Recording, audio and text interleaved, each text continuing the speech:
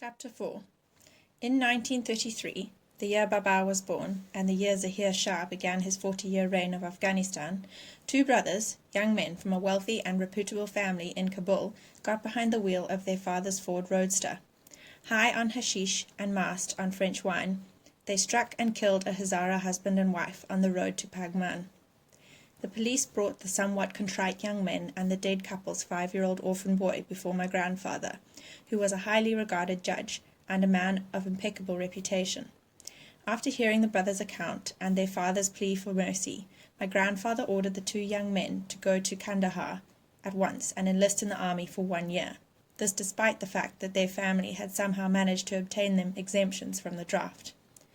Their father argued, but not too vehemently, and, in the end, everyone agreed that the punishment had been perhaps harsh, but fair. As for the orphan, my grandfather adopted him into his own household, and told the other servants to tutor him, but to be kind to him. That boy was Ali. Ali and Baba grew up together as childhood playmates, at least until polio crippled Ali's leg, just like Hassan and I grew up a generation later. Baba was always telling us about the mischief he and Ali used to cause, and Ali would shake his head and say, "But, Aga Sahib, tell them who was the architect of the mischief, and who the poor labourer." Baba would laugh and throw his arm around Ali. But in none of his stories did Baba ever refer to Ali as his friend. The curious thing was, I never thought of Hassan and me as friends either, not in the usual sense anyhow.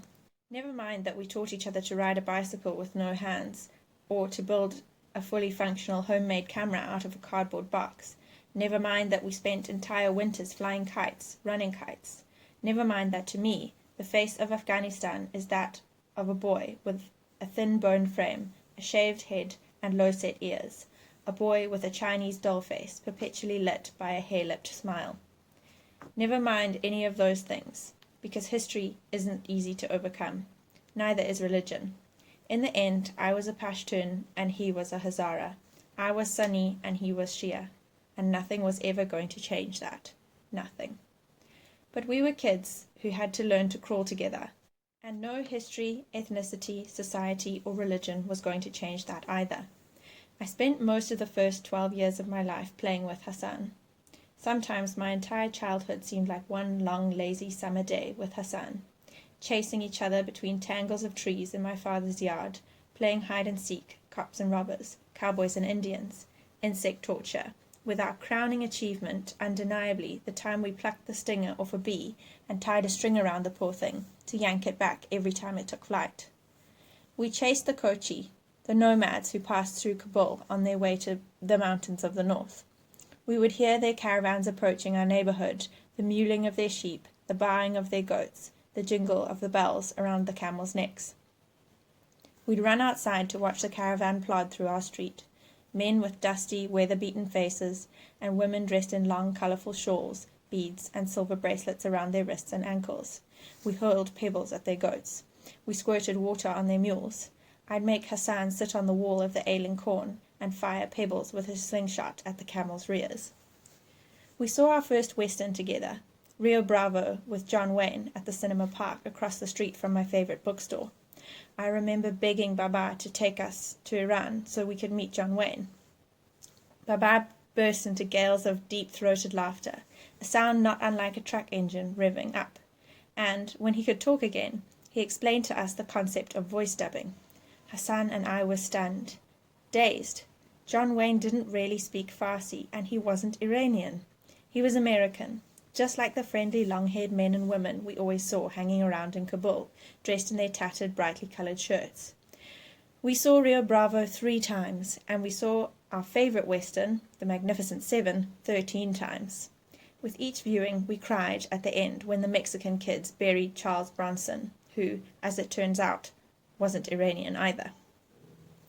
We took strolls in the musty-smelling bazaars of the Shah-e-Nau section of Kabul, or the new city west of Wazir Akbar Khan district. We talked about whatever film we had just seen and walked amid the bustling crowds of bazaris. We snaked our way among the merchants and the beggars, wandered through narrow alleys cramped with rows of tiny, tightly packed stalls, Baba gave us each a weekly allowance of 10 Afghanis, and we spent it on warm Coca-Cola and rosewater ice cream topped with crushed pistachios. During the school year, we had a daily routine. By the time I dragged myself out of bed and lumbered to the bathroom, Hassan had already washed up, prayed the morning namaz with Ali, and prepared my breakfast. Hot black tea with 3 sugar cubes and a slice of toasted naan, topped with my favourite sour cherry marmalade, all neatly placed on the dining table. While I ate and complained about homework, Hassan made my bed, polished my shoes, ironed my outfit for the day, and packed my books and pencils. I'd hear him singing to himself in the foyer as he ironed, singing old Hazara songs in his nasal voice. Then Baba and I drove off in his black Ford Mustang, a car that drew envious looks everywhere because it was the same car Steve McQueen had driven in Bullet, a film that played in one theatre for 6 months. Hassan stayed home and helped Ali with the day's chores, hand-washing dirty clothes and hanging them to dry in the yard, sweeping the floors, buying fresh naan from the bazaar, marinating meat for dinner, watering the lawn. After school, Hassan and I met up, grabbed a book and trotted up the bowl-shaped hill just north of my father's property in Wazir Akbar Khan.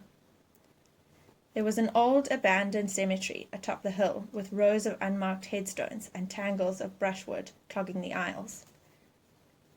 Seasons of rain and snow had turned the iron gate rusty and left the cemetery's low white stone walls in decay.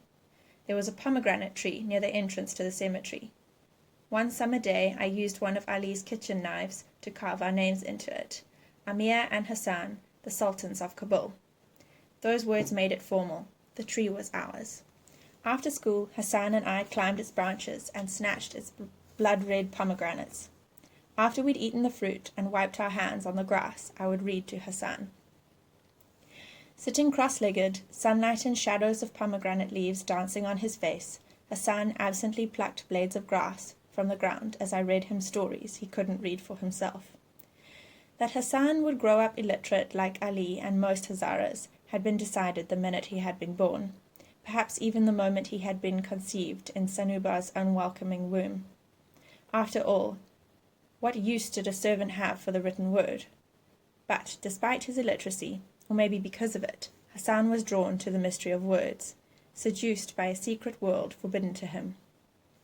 I read him poems and stories, sometimes riddles, though I stopped reading those when I saw he was far better at solving them than I was. So I read him unchallenging things, like the misadventures of the mumbling Mullah Nasruddin and his donkey. We sat for hours under that tree, sat there until the sun faded in the west, and still Hassan insisted we had enough daylight for one more story, one more chapter. My favourite part of reading to Hassan was when we came across a big word that he didn't know. I'd tease him, expose his ignorance. One time I was reading him a Mullah Nasruddin story when he stopped me. "What does that word mean?" "Which one?" "Imbecile." "You don't know what it means," I said, grinning. "Nay, Amir Aga. But it's such a common word." "Still, I don't know it." If he felt the sting of my tease, his smiling face didn't show it. "Well, everyone in my school knows what it means," I said. "Let's see. Imbecile. It means smart, intelligent. I'll use it in a sentence for you. When it comes to words, Hassan is an imbecile." "Ah," he said, nodding. I would always feel guilty about it later, so I'd try make up for it by giving him one of my old shirts or a broken toy. I would tell myself that was amends enough for a harmless prank. Hassan's favourite book by far was the Shahnameh, the 10th century epic of ancient Persian heroes. He liked all the chapters, the Shahs of old, Feridun, Zal, and Rudabe. But his favourite story, and mine, was Rostam and Sohrab, the tale of the great warrior Rostam and his fleet-footed horse, Raksh. Rostam mortally wounded his valiant nemesis, Sohrab, in battle, only to discover that Sohrab is his long-lost son. Stricken with grief, Rostam hears his son's dying words. "If thou art indeed my father, then hast thou stained thy sword with the life-blood of thy son, and thou didst it of thine obstinacy. For I sought to turn thee unto love, and I implored of thee thy name. for I thought to behold in thee the tokens recounted of my mother. But I appealed unto thy heart in vain, and now is the time gone for meeting. Read it again, please, Amir Aga, Hassan would say. Sometimes tears pooled in Hassan's eyes as I read him this passage, and I always wondered whom he wept for. The grief-stricken Rustam, who tears his clothes and covers his head with ashes, or the dying Sohrab, who only longed for his father's love. Personally, I couldn't see the tragedy in Rustam's fate. After all, didn't all fathers in their secret hearts harbour a desire to kill their sons? One day, in July 1973, I played another little trick on Hassan. I was reading to him, and suddenly I strayed from the written story. I pretended I was reading from the book, flipping pages regularly, but I had abandoned the text altogether, taken over the story, and made up my own. Hassan, of course, was oblivious to this. To him, the words on the page were a scramble of codes, indecipherable, mysterious. Words were secret doorways, and I held all the keys. After I started to ask him if he'd liked the story, a giggle rising in my throat, when Hassan began to clap. "What are you doing?" I said. "That was the best story you've read me in a long time," he said, still clapping. I laughed. "Really?" "Really." "That's fascinating," I muttered. I meant it too. This was wholly unexpected. "Are you sure, Hassan?" He was still clapping. "It was great, Amir Aga. Will you read me more of it tomorrow?" "Fascinating," I repeated, a little breathless, feeling like a man who discovers a buried treasure in his own backyard. Walking down the hill, thoughts were exploding in my head, like the fireworks at Chaman. "Best story you've read me in a long time," he'd said. I had read him a lot of stories. Hassan was asking me something. "What?" I said. "What does it mean, fascinating?" I laughed, clutched him in a hug, and planted a kiss on his cheek. "What was that for?" he said, startled, blushing. I gave him a friendly shove, smiled. "You're a prince, Hassan. You're a prince, and I love you." That same night I wrote my first short story. It took me 30 minutes. It was a dark little tale about a man who found a magic cup and learned that if he wept into the cup, his tears turned into pearls. But, even though he had always been poor, he was a happy man and rarely shed a tear. So he found ways to make himself sad so that his tears could make him rich. As the pearls piled up, so did his greed grow. The story ended with the man sitting on a mountain of pearls, knife in hand, weeping helplessly into a cup, with his beloved wife's slain body in his arms. That evening I climbed the stairs and walked into Baba's smoking room. In my hands the 2 sheets of paper on which I had scribbled the story. Baba and Rahim Khan were smoking pipes and sipping brandy when I came in. "What is it, Amir?" Baba said, reclining in the sofa and lacing his hands behind his head. Blue smoke swirled around his face. His glare made my throat feel dry. I cleared it and told him I'd written a story. Baba nodded and gave a thin smile that conveyed little more than feigned interest. "Well, that's very good, isn't it?" he said, then nothing more. He just looked at me, through the cloud of smoke. I probably stood there for under a minute, but to this day it was one of the longest minutes of my life. Seconds plodded by, each separated from the next by an eternity. Air grew heavy, damp, almost solid. I was breathing bricks. Baba went on staring me down and didn't offer to read. As always, it was Rahim Khan who rescued me. He held out his hand and favoured me with a smile that had nothing feigned about it. "May I have it, Amir Jan? I would very much like to read it." Baba hardly ever used the term of endearment, Jan, when he addressed me. Baba shrugged and stood up. He looked relieved, as if he too had been rescued by Rahim Khan. "Yes, give it to Kaka Rahim. I'm going upstairs to get ready." And with that he left the room. Most days I worshipped Baba with an intensity approaching the religious, but right then I wished I could open my veins and drain his cursed blood from my body. An hour later, as the evening sky dimmed, the 2 of them drove off in my father's car to attend a party. On his way out, Rahim Khan hunkered before me and handed me my story, and another folded piece of paper.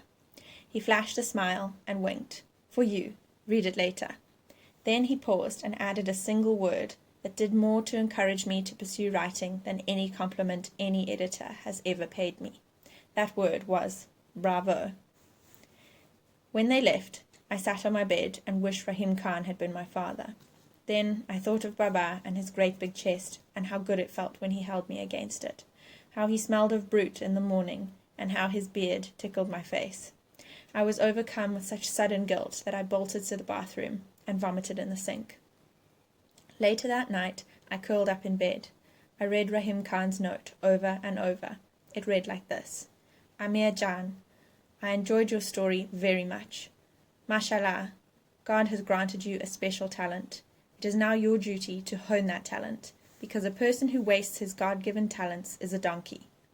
You have written your story with sound grammar and interesting style, but the most impressive thing about your story is that it has irony. You may not even know what that word means, but you will someday. It is something that some writers reach for their entire careers and never attain. You have achieved it with your first story. My door is always open to you, Amir Jan. I shall hear any story you have to tell. Bravo. Your friend, Rahim. Buoyed by Rahim Khan's note, I grabbed the story and hurried downstairs to the foyer, where Ali and Hassan were sleeping on a mattress. That was the only time they slept in the house, when Baba was away and Ali had to watch over me.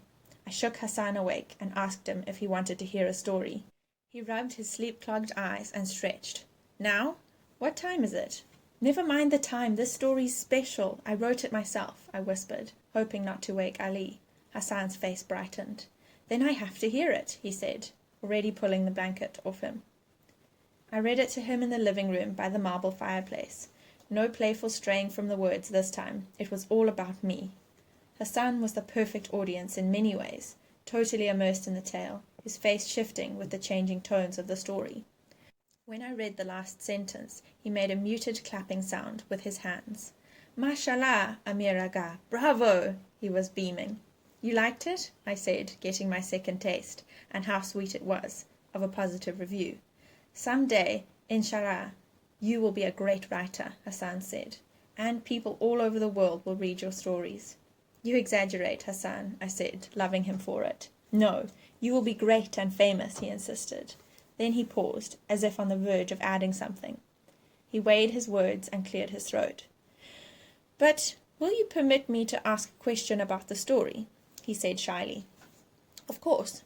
Well, he started, broke off. Tell me, Hassan, I said. I smiled, though suddenly the insecure writer in me wasn't so sure I wanted to hear it. Well, he said, if I may ask, why did the man kill his wife? In fact, why did he ever have to feel sad to shed tears? Couldn't he have just smelled an onion? I was stunned. That particular point, so obvious it was utterly stupid, hadn't even occurred to me. I moved my lips soundlessly. It appeared that on the same night I had learned about one of writing's objectives, irony, I would also be introduced to one of its pitfalls, the plot hole, taught by Hassan of all people. Hassan, who couldn't read and had never written a single word in his entire life. A voice, cold and dark, suddenly whispered in my ear. What does he know, that illiterate Hazara? He'll never be anything but a cook. How dare he criticize you? Well, I began, but I never got to finish that sentence, because suddenly Afghanistan changed forever.